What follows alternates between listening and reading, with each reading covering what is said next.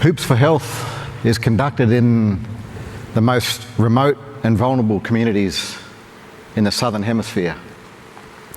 We're a First Nations organisation based in Darwin, servicing communities in Northern, Central and Western Australia. We've been operating for 23 years, 19 of those years on a voluntary capacity. First Nations Australians are the most incarcerated people in the world. We make up 3% of the Australian population, but 30% of the prison population, adult prison population. In the Northern Territory, where I'm from, we make up 85% of the prison population.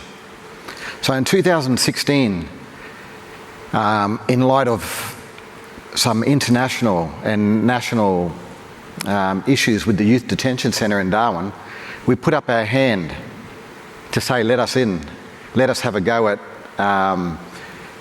coming up with a solution in this Youth Detention Centre. So since then, we've done over 800 plus sessions in the Youth Detention Centre since 2016, and all based on relationships, and that's every weekend.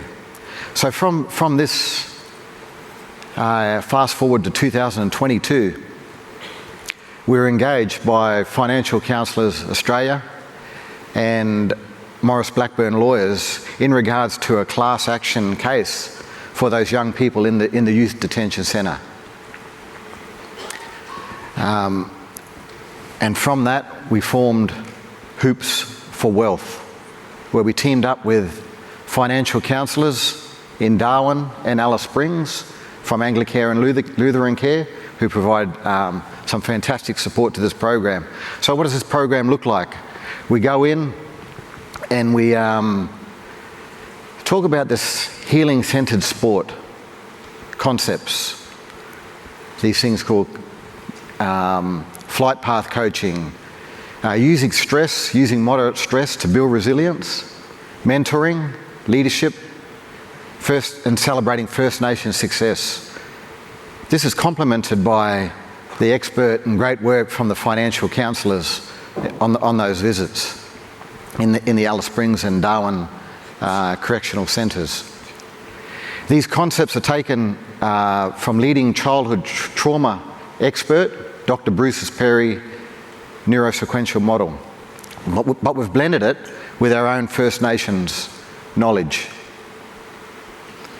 When we do the Hoops for Wealth sessions, we combine brain regulation and reasoning to money issues. So we'll go in and do a bit of the basketball and mentoring.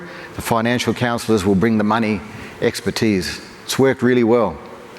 It's worked so well that the mentoring of participants has resulted in one of the inmates in Alice Springs Prison becoming a full-time worker for us on the inside.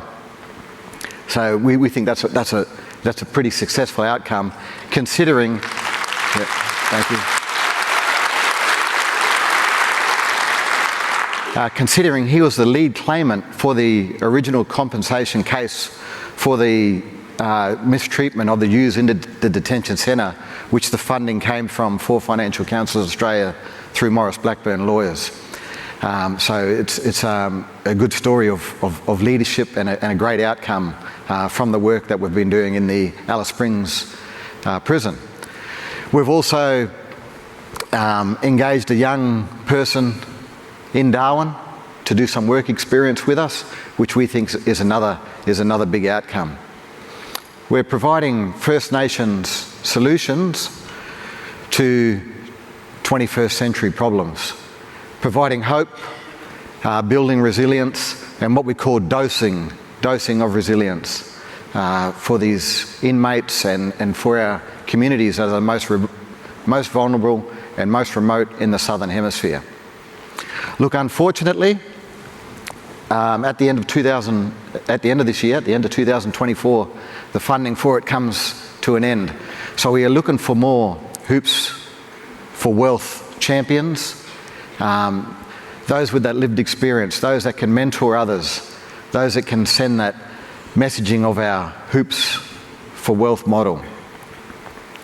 I'm gonna finish with an example of how we get that healing, and it stems from Dr. Bruce Perry's neurosequential model.